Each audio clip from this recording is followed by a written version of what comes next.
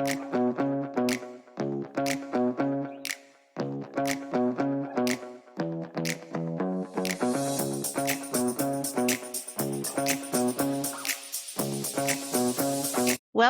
to What I Wish I Knew at 30. Today, I have with me the incredible Libby Cook-Black. Libby Cook-Black is a proud Zenath Kes woman from Erob Island in the Torres Strait. A former elite athlete, she represented as an Australian Jillaroo, Queensland Maroon, Indigenous All-Star, and Queensland Rugby Sevens Red.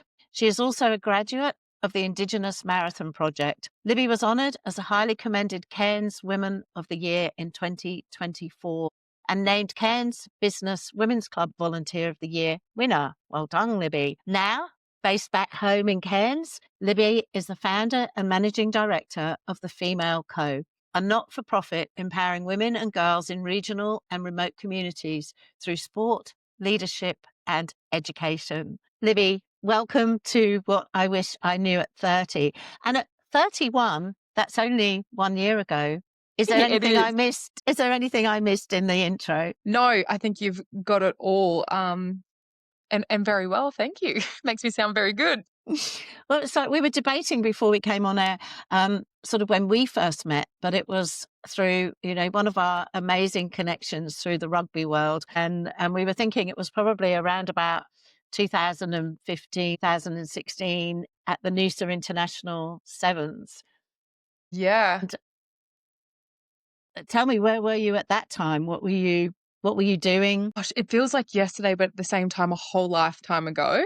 I think I'd just moved to Brisbane from Townsville, and I'd just transferred uni, and I was throwing my hat in the ring to play football and chasing this really big dream that I had. And I was living with a girlfriend of mine who was also a rugby sevens player in this tiny apartment that I really don't think we could afford, but we were just making it work because it was close to where we were playing footy and chasing. Look, I was young and chasing really big dreams, I would say. Amazing, amazing. Welcome to the show, Libby. It really is. It's fabulous to catch up. And I know that if we hadn't pressed the record button, we would probably been on all day, just chatting, reminiscing, just going back to, what has happened in those years. But let's start with this. Just imagine we're jumping in a time machine right now. You're 30 years old again. So 1 year ago, where are you? What are you doing? And what's going through your mind at that stage of life? For me, I had just kind of secured a really good position within the government department.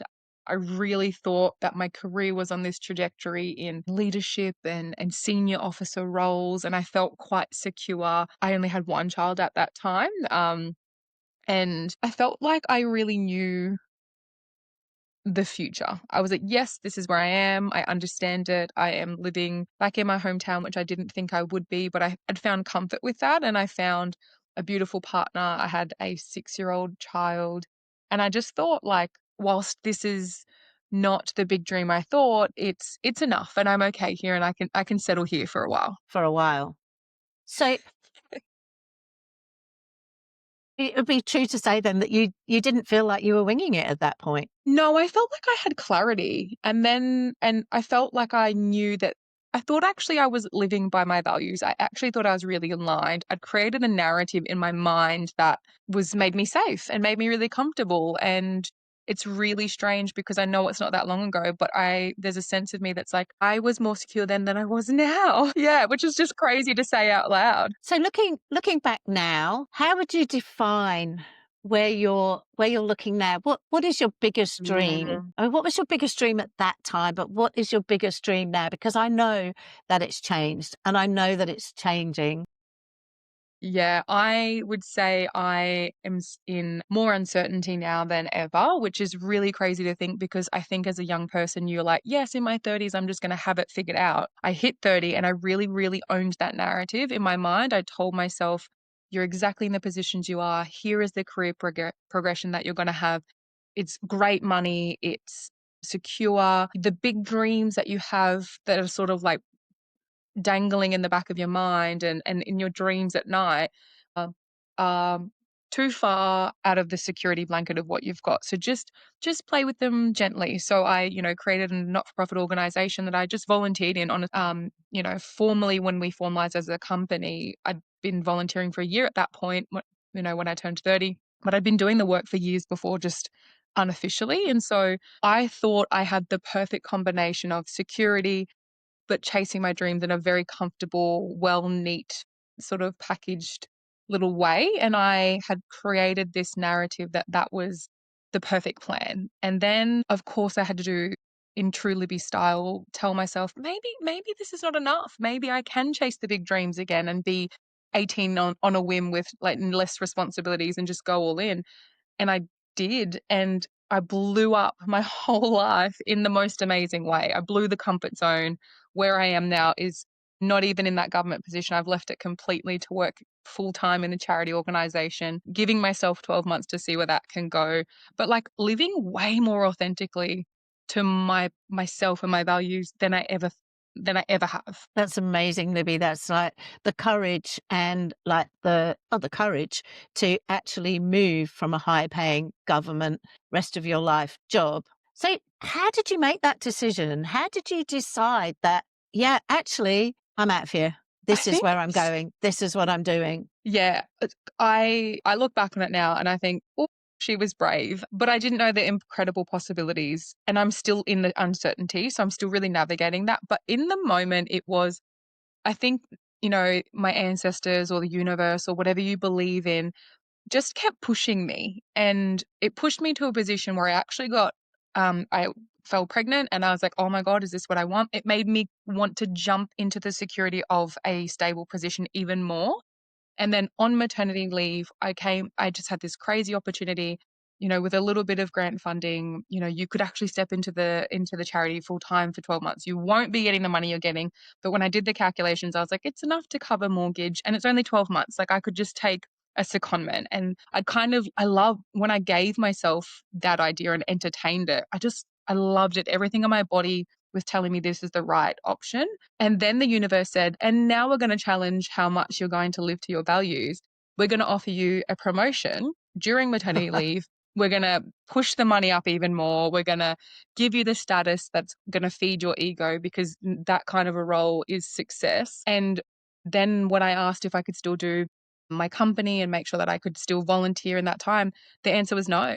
And so Oh, I had this halt moment of, well, everything I align to says that I want to serve my community. I want to be a part of creating change. I want to advocate. And if I can't do that anymore, am I living to my values? Am I having the connection and giving to my community that I want to? And am I willing to be silenced? Because I've finally found my voice. And so I walked that. So it was that the push out of the door I needed.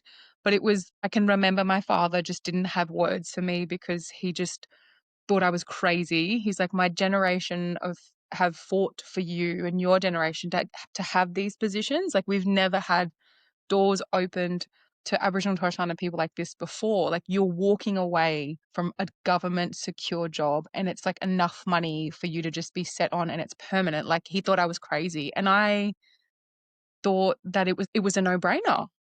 yeah. Yeah. That's amazing. So brave, so courageous. And it coming out of that comfort zone. I mean, I can just see you, you're glowing. You're absolutely glowing. Yep. No regrets here. So looking back now, what was something you were completely wrong about at 30? So many things. I thought I was going to be a mum of one, and now I'm a mum of two. I thought my worth was attached to how successful a title was. I thought that I had learnt enough in all of the different ways to at least have the impact that I wanted. I honestly thought that I was doing enough, and I Uh, had tricked myself into this idea that that comfort was enough for me, and ignoring the little voice in the back of my mind that's like, we are not built for just enough, Livy. We are built for game-changing things, Like, I thought I had just nailed it. I was like, "Look at me, I'm 30 and thriving. I have the house, I have the child, I have the beautiful man. I've got this beautiful life that I'm so grateful for." I really thought I had made it. I think you want to be 30 and secure. And I turned 30, was absolutely secure. I remember on my 30th birthday telling my mum, like, this is it. Like, look at me thrive. And then 8 months later, I was like, and I'm going to blow it all up. Yeah, it's And how does crazy. that feel? How does that feel? It's scary, but I think I've never been afraid of growth. I've never been afraid of the absolute discomfort that you have to kind of experience before you just elevate to a new level. I think being an athlete taught me that it takes consistency and practice and dedication, and it takes a bit of uncomfort before you make that next level, or you've got to put yourself through a little bit of pain to get the gain. And I've known that because I've just played sport my whole life and I've always wanted to play at a high level. So that feeling is not foreign to me. It's a little bit addictive. So I have to really be careful that I'm not just intentionally throwing myself into the fire all the time. But I do love a challenge and I do thrive on it. So as much as I look back in my hard times and think, oh, 30-year-old Libby should have just stayed in 30-year-old fantasy land, I'm also really glad I didn't, because I'm also role modeling to my children that you can keep growing and reinventing. I love that. And, those parallels from professional sport and from high level sport coming into business, I think are so valuable. And, the words that stuck out there were consistency, dedication, and a little bit of pain. And business is no different. And I know that No, you're no stranger to that. I'm definitely learning it in the business space. I'm definitely being challenged with a lot of narratives around being a woman in business. And then the intersection between being a woman and being a First Nations woman is really interesting. People's lack of trust in you, the words constantly thrown around emotional, or have to build your capacity before we, like, can really see that you're ready. Like, I mean, I'm going to boldly say this, but if I was like a middle class white man, I feel like I would not be having these conversations. And so I'm finding comfort in creating these beautiful intergenerational relationships with women. I'm finding that women are opening doors for me, and they're women who have lived life before me. And I'm just so grateful for their wisdom. And the business part is so new in the sense of, like, can't say I've got, 20 years experience, but the principles of being an athlete and the principles of being a businesswoman are so similar. Like, I don't think people say that enough. No, I think you're absolutely right. And I think also, coming from a rugby world, the principles of rugby, the values of rugby also translate into the business world. And that's why there are so many ambassadors from the rugby world that actually Yeah. go into the but just going back, I mean, it's interesting to hear, and I mean, I can't even begin to understand the prejudices and the things which are thrown at you as a First Nations woman. I mean, it's Mhm. obviously I'm not. I am one of those white people. I think Talk to me it's about that. such a big and important conversation. It's everything that I love these conversations. I think we hold a lot of fragility because we're afraid of either offending someone, or we're Mm, afraid of not being the expert. And that sometimes feels really uncomfortable. There is so many limiting beliefs around women. There's so many limiting beliefs mm. around the capacity or the capability of First Nations people, which I just blows my mind, because I think I'm doing my MBA at the moment, and all of the classes that I have been sitting in, I am relating back to the lessons that I have been taught in living in remote community around, we did this business plan analysis the other day. It was like, what's your industry? What's your market? What's your product? Who's the relationships? What's rare? What can be imitated? And I'm like, all of these things I learned from my community, like around, Yeah. when you hold this sort of position of leadership, it's the relationships that you hold. And we go to that person because that person holds the relationship to that community, which has trade, which has things that we need. And there's these really interesting, we need to take care of ourselves as leaders. We need to take care of our well-being and our mind and our spirit. And I'm like, that's so not new to me. Like, I can't believe we've got a class on Yeah. this. This is something I've practiced since I was a child. And so I think I think business actually has a lot to learn from First Nations culture. I think if we actually just broke down the doors and had the conversations and said, let's open this up. I think First Nations people, we have a lot of healing to do to be able to be ready to receive, I guess, the opportunities that can be presented to us at times. I think there's so much pain and hurt there that sometimes we can block that unintentionally. And then Mm, on the other end of that, I think our non-Indigenous family and community need to just learn to come back not once, not twice, but 10 times. Like, don't be afraid of stuffing it up and then coming back and saying, let's try again. I mean, we do it at school. You put an assignment in and you fail, and then the teacher gives you feedback, and then you don't cry over, well, sometimes you cry. I definitely cried over feedback sometimes, but you come back, like, you don't we can apply that in our lives in so many areas, being an athlete, being at school, being in business, you fail, you get back up.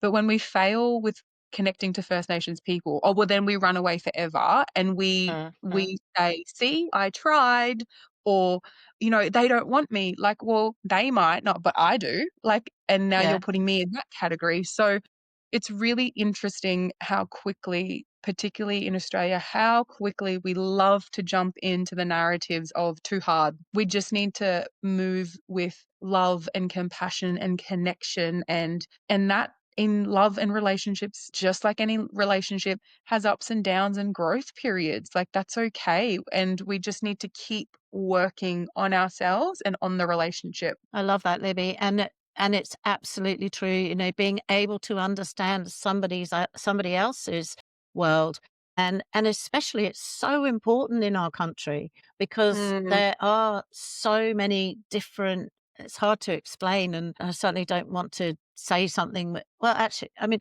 it. We just like the origin of our culture is with our First Nations people. yeah.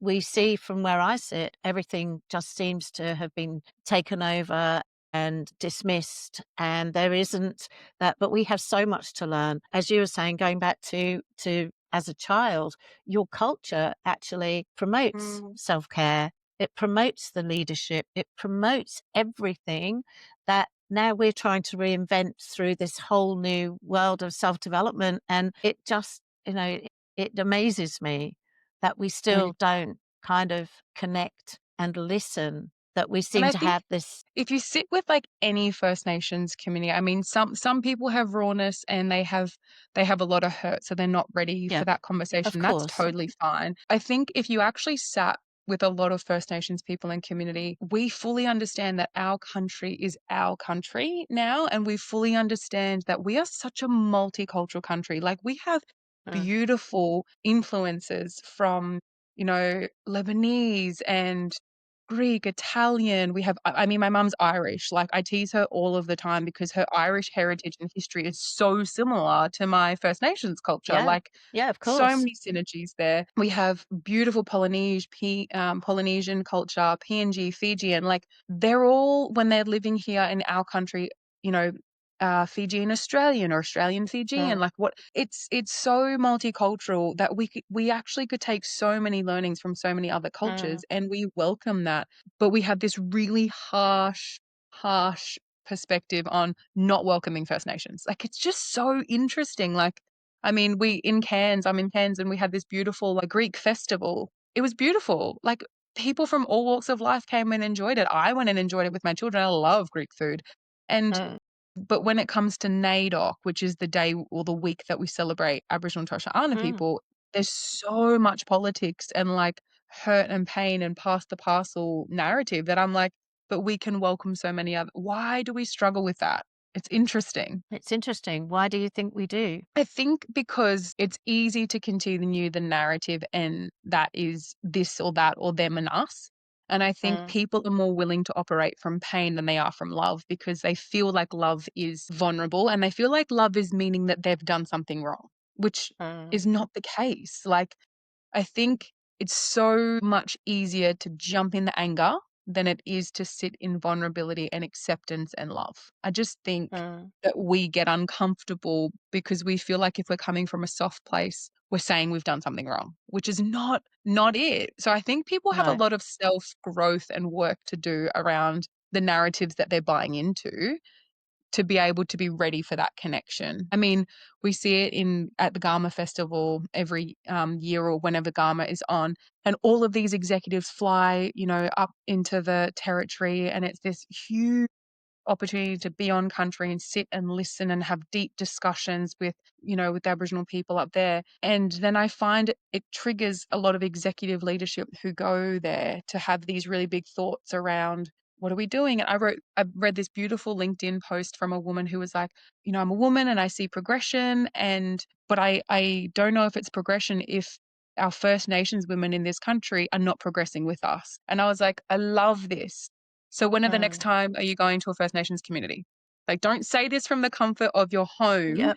and put it on LinkedIn where there are no Aboriginal people who are from that community on there. Go back or connect to another community or do the work to make sure that the progression that you're seeing and you're benefiting from is reaching those First Nations women.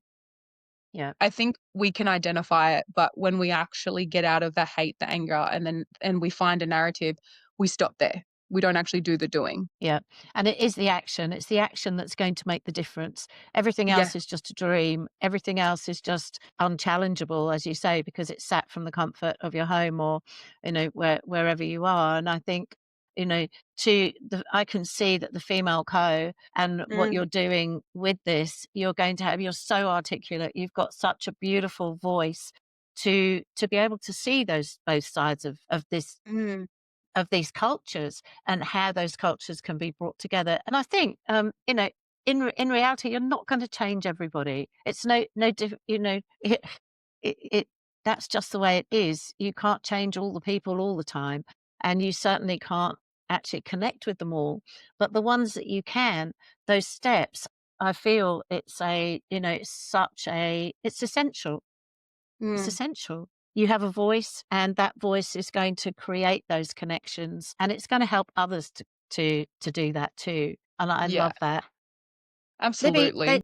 No, I was just I oh, go. think it's you said it beautifully around, like, it's not about changing everyone, it's about influencing and having a beautiful impact on those we can have reach to, and that's what I hope to do and I try to do with the Female Co is empower those women and girls, our non-Indigenous sisters alongside us together, not Mm, just a dedicated, isolated, First Nations program, but together, because the more we build the relationship and bring the commonality, we'll start to see mm, the gaps can be closed together. And the more sort of, we can influence that messaging, it'll be the next generation's turn to do the next part of that work. definitely, but it starts with the first conversation, it starts with Mm, those it starts with those steps. I mean, I've lived in Australia for 27 years, and I would honestly say that I have no in-depth knowledge of our First Nations, and it's only now sort of my children have sort of doing their own thing and I'm starting to connect that it's actually becoming really important to me because I mm. think we can't live in this country and not understand because we just need to. It's our heritage. It's my children's heritage, and it's something that I don't fully understand, and I don't know whether in school and it's something that's even really taught. Not at all. It's not at all, but I think we're getting better. I mean, my beautiful little boy comes home and he says, "I'm learning about sacred places, mummy. Like, where are our sacred places?" And so now I'm having these conversations because Mm, school has spoken about it, and he's now asking about, on mum's country, on pop's country, on dad's country, where are their sacred places? And do you all have the same sacred places or is it different? And so it's opening up these beautiful conversations in a household of full First Nations family, like, it's beautiful. yeah, yeah, that's just lovely. I reckon we could talk about this all day. I know we could, and I know we should, and that there's lots and lots more conversations. This is only part one, Libby, but Mm, they say life is the best teacher, and sometimes the lessons come wrapped in disaster. So let's mm. talk about the biggest curveballs life threw at you, whether it's in business, relationships, or personal growth. What's an experience that at the time felt like the worst thing ever, but actually ended up shaping you? Gosh, I could name 3 off the top of my head, but I'll pick 1. Career-ending conversation with a doctor that I'd, woken up thinking I'd just had an arthroscopy on my knee after my second ACL reconstruction. And he says to me, I'm very groggy at this point, but he's holding a jar in front of my face and there's a lot of something in there and I'm sort of trying to make sense of it. And he says, this is basically your articulate cartilage off your bone. We're going to have a bigger conversation, but I'm pretty sure your career's done.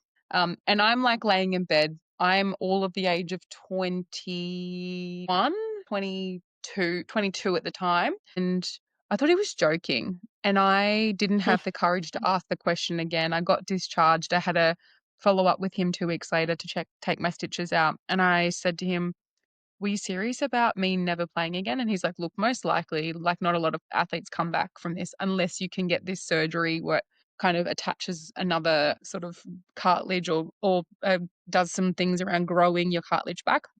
I was like, great.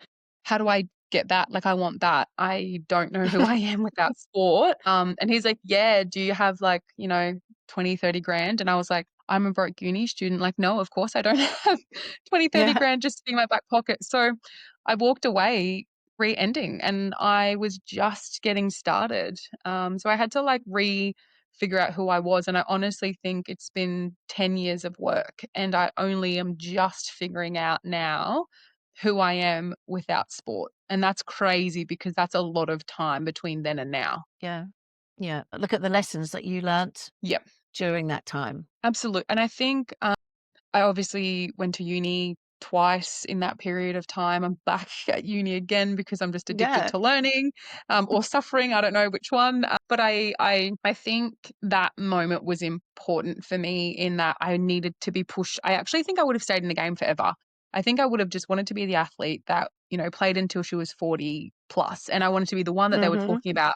I wanted to be the commentator was like, oh, is she going to retire this season? And then I'm like, I'm coming back again. Like, I just thought that was me. I wanted to be the first Wendell Sailor of the Torres Straits. Like, and when that got taken away, I really was like, who am I without sport? And how is sport ever going to play a role in my life? And I think trying to move into my professional, I was reflecting on this the other day, moving into my professional career, I found myself in a really interesting space working within the justice system, which in hindsight was me just trying to make sense of childhood trauma and me being very crazily, weirdly good at it, actually. Probably doing my own self-healing during my, like sort of academic Mm, journey and mm. progressing in my career. But it was quite interesting because the whole time everyone else was sort of attaching, oh, but you're an athlete, you're this. And I was trying to just distance it as if it was too painful or Yeah. not who I am anymore, and I was trying to make sure I was something outside of that. And to think all of this time, actually working with athletes is what I'm really good at. I am really good at making sure that athletes are advocated for properly. I'm really good at making sure that they have a game plan off the field or off the court or out of the pool or off the track because I understand that journey so well in that I think Mm, the sporting clubs, it's not their jobs to make sure that you're making an impact during your career. It's not their job also to kind of get you prepared for after. They're in a sporting industry. They're running mm, a whole business and a profitable business. It's this is the place where athletes can then, I guess, step in and say, I have a lived experience. I can support you. And so I'm creating businesses out of it. And I love it. And I think I tried to run away from sport for so long, but here it is a massive part of my life again. And it's a really big part of who I am and my purpose. And I've seen sport do incredible things for boys. So it's about time we make sure that reaches the girls. absolutely. Hear to that. I mean, I think that's a fairly clear way of explaining how that challenge of the ACL and that career stopping actually, how that changed the way that you approach success today. Oh, it's actually really funny. I Right. think I actually measure success and I actually carry my game plans exactly how I did when I was an athlete. I just know how to transfer that into business and into chasing goals in my career. And I think it's really funny how all of the skills I've learned about being a high performer in sport is That's teaching right. me how to be a high performer in business. There's just so much transitional sort of skills there that I think people really underestimate. So if you could give your 30-year-old self just three pieces of advice, what would they be, Libby? Blow your life up earlier. Don't stay comfortable and just trust yourself. Like, trust yourself. You actually are capable of so much more than you're giving yourself credit for. Just trust yourself and do it because I could be 12 months ahead if I started then. Exactly. And that's powerful. Trust, I think, is one of the most important things in business, in relationships, in everything. But that trust for self is paramount. And then trusting and giving yourself permission to actually align with your values and follow your passion. I think that that creates a really empowered life and a life that is really purposeful. And Yeah. when you do that, I saw your post a couple of days ago around like, you know, there's so much more I can do. And the more I'm doing, the more I realize I can do more. And it's like, wow, you go, girl, because it's just incredible.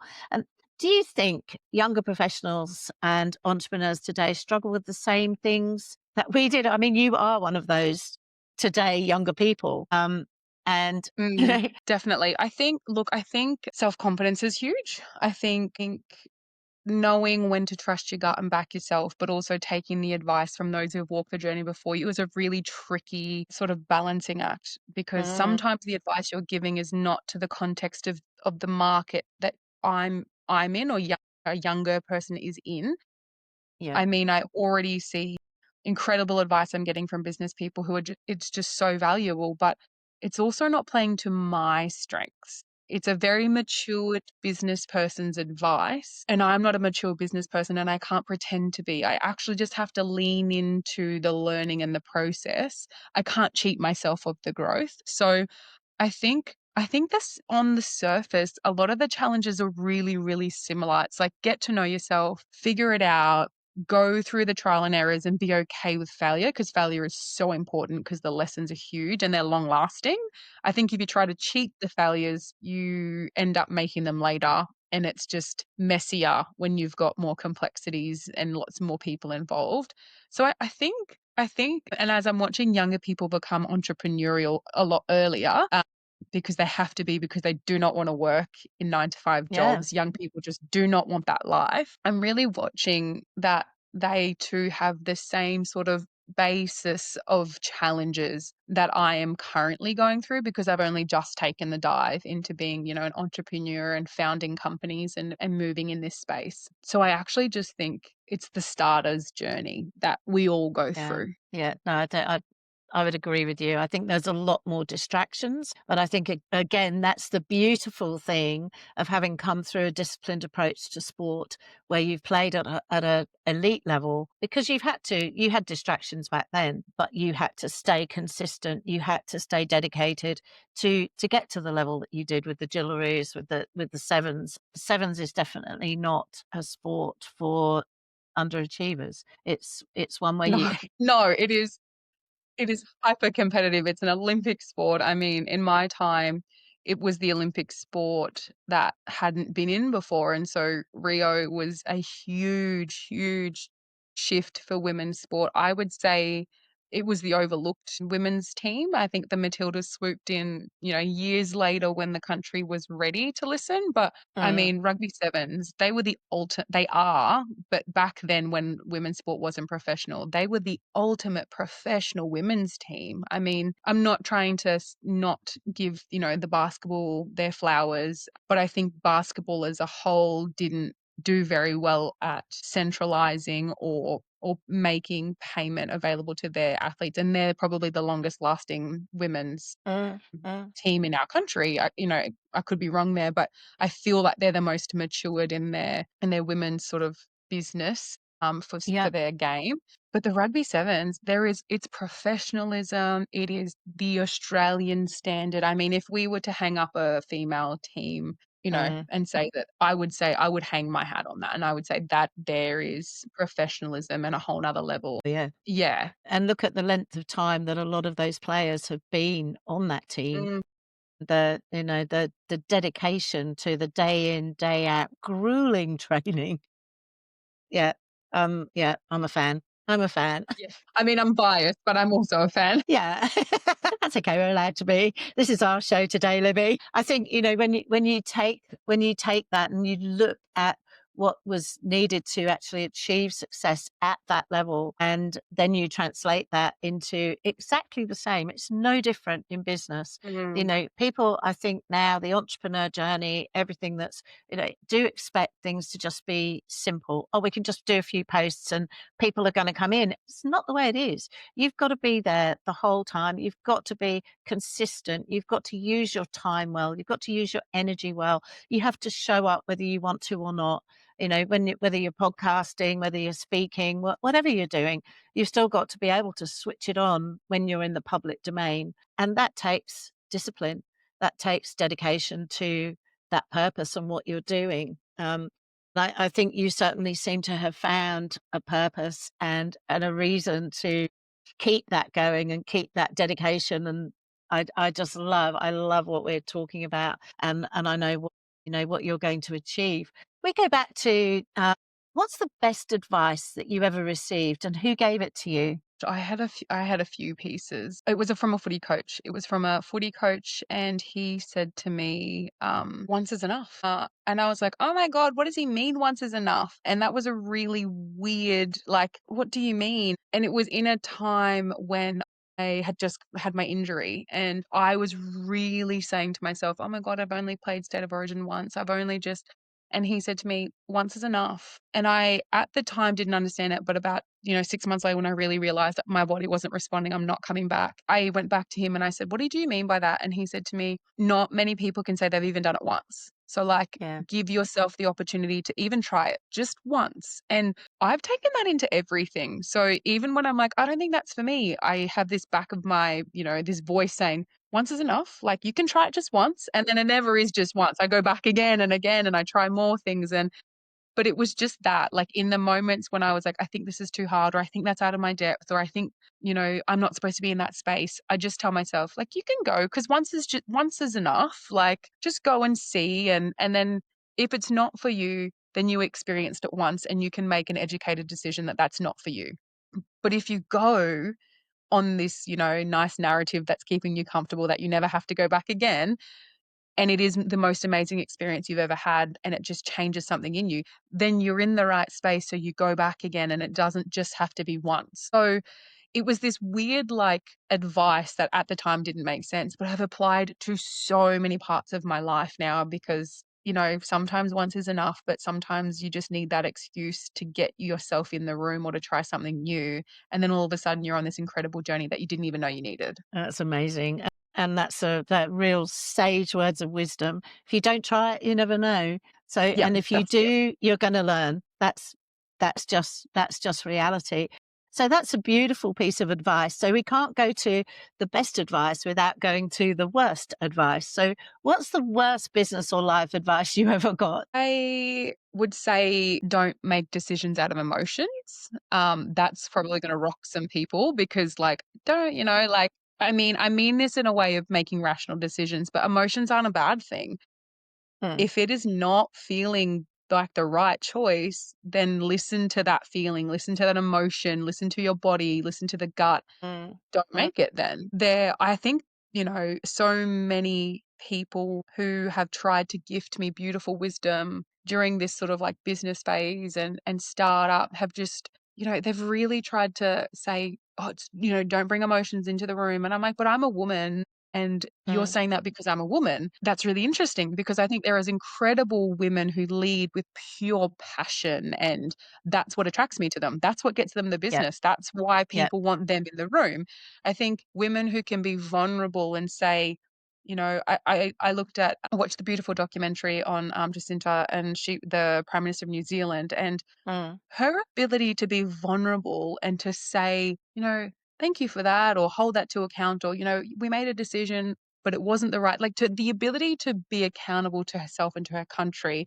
I thought that was no one could imitate that or do that. That was something that she did that was, I would say, from emotion in the best way, but it's looked as a negative thing. So for me, the worst advice that I continue to receive is don't be emotional or don't make decisions out of emotion. And I think that that needs to be scrapped because I think that's making us think that we can't have emotion, and that's not healthy. no, and I 100% agree with you, and I think there's a difference between making impulsive decisions Yes. based on being emotionally unregulated and Yes. actually harnessing those emotions that align with your values Mm. that you're then able to actually use. I mean, I'm a great believer. I come from a Gaelic background, from a Celtic background. And, when we override our intuition, Mm. nothing good ever Yeah. happens from there. So it's, I mean, Absolutely. I agree. Emotional regulation is a really important part of leadership. I don't think crying and screaming and being in a, you know, in a Yeah. totally unregulated process is not. So, I mean, sometimes it's really just how we define that Yeah. emotional. But Yeah, no, I agree with absolutely. you. And I think I've been learning through my MBA journey, um, that the regulation of emotions is huge, and I think that's one of the things I was like, "Oh, but I feel like I've really been taught that in my cultural upbringing." I've been taught the skills and the ways and the coping to not, I guess, make that response, but to hold that, and so I find that quite interesting that we're teaching that in an MBA Mm, class, and I'm like, "Oh, you've all not been brought up with that? That's strange because I have." yeah. Yeah, and I Wow. think that's why I'm so comfortable to sit in my emotion because I don't see it as a weakness, and it's interesting, the more I've been showing up, in content online and more I've been showing my line and my boundary with things, the more people are reaching out like, "Oh, no, something wrong? Did someone say something to you? Did you?" And it's really interesting how people are projecting their experiences of Yeah. needing to be called out by others. I don't need someone else to call me out. I do the work proactively. I will reflect on my actions and my business. And if my business is not having the impact that I want, then I will do the work to call that out myself. It's no one else's responsibility. I shouldn't have to wait for somebody else. And I find that's why I love when proving people wrong, that emotions are important because we should be doing on the work on ourselves to have an understanding of our emotions so that our decision making is clear and aligned. Beautiful. And I think one of the most important things that you've just said there is that I will take responsibility, you will take Yes. responsibility for, and I think that is a massive lesson. That's a massive learning when you step into that, that responsibility and accountability are here. They're not Yes. outside. They're not listening from the judgment of others or the perception of what others think it is that you're saying. You have that responsibility. And when Yeah. you have that clarity to then articulate and share your learnings and your wisdoms in a very, very clear way. And that's just amazing. And at such a young age, Libby, I love that you can articulate that. It's just beautiful. And I hope that didn't sound condescending. No, loved it. So, okay, so my next quick fire question for you is, if you could have Yes. lunch with any historical figure, who would it be? Ooh, historical. Gosh, that's so bad that I am having to think back into my brain. Nelson Mandela. Why? Just powerful, beautiful energy. I really would love to embody that. The ability to bring people together, but also hold a Mm. very clear message and hold a country, if not globe, not international influence, to account. And years past his moment of shining. I think that would be the pinnacle of my life. Yeah. It's beautiful. It gave me goosebumps. I'm really, really looking forward to following your business and where you're going with everything. What's a guilty pleasure you refuse to apologize for? Making fast decisions. I love making fun. That's a guilty no, that's not a guilty pleasure. It kind of That's is. a I good can make gift. That's a gift. yeah, with everything, with my children, with my family, I'm like, "Oh, let's just do this," and I love to just move through it. If I wanna have chocolate, I'll just make that decision and have some chocky. I'll also go for like, I take up the things in front of me and I love them and I enjoy them. I find life has so much pleasure in small moments and I jump on them. I don't wanna wait to make decisions or deliberate like, "Oh, did I do I really wanna have that chocolate?" Because, like, I don't wanna think, I wanna enjoy life, and if that is eating chocolate and then loving my gym session 3 days later and not making myself guilty, then yes, I think my little guilty pleasure is I just make quick decisions in the moment that just align and feel good, but I will say that it's a skill I've been practicing in my personal life and harnessing so that I can take that into my business life so I can make quick decisions that feel good. And because I've practiced them in my personal life, it aligns and I have better Mm, understanding of where it's showing up in my body to know it's the right quick decision to make. beautiful. I love that. 30-year-old, if your 30-year-old self had a theme song, what would it be, Libby? It'd be Katy Perry. Um, I'm just trying to think what Katy Perry song it would be. Something, no, now, no, it would definitely be Katy Perry. And I'm trying to think of the, I can't think of the song name, but it was, um, basically it was really fun. Is it something to do with the tiger? No, not that one. It's Not like that dun one. dun dun dun dun dun dun dun dun dun dun. Crazy Jukes bikinis on top. The Something. Yes. anti Now I'm singing on a podcast. How embarrassing. That's fine. But she just, I think it was like, 2011 Katy Perry. I just vibed her like energy, and I felt like I just was having fun thinking I knew what I needed and what I wanted in the moment, and I just, yeah, yeah, that's it. Here we are. That's brilliant. So what's one thing you absolutely sucked at in your 30s or so last year, but you've now mastered? Great. Yeah. I was brilliant at staying in my comfort zone a year ago. I have now mastered shattering every comfort I have in my life. It's crazy to think. If you would have asked me 18 months ago, Libby, you've turned 30 today. What are you good at? I could have rattled off so many things. Like, I'm good at this, I'm good at that, I'm good at these things. And now if someone said to me, what are you really good at? I'm like, oh my gosh, I don't know if I've mastered anything. I'm just cracking everything wide open and saying, let's have a try. Let's try all the new things. I feel like I've become a master of none.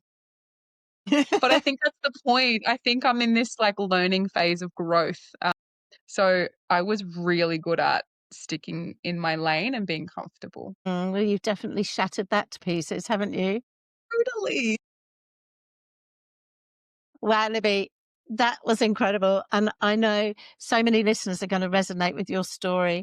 Before we wrap up, let's do a quick recap. We've talked about an awful lot. We've talked about some real issues and challenges that are, that I guess are also creating the foundation of where you're going now with the female co.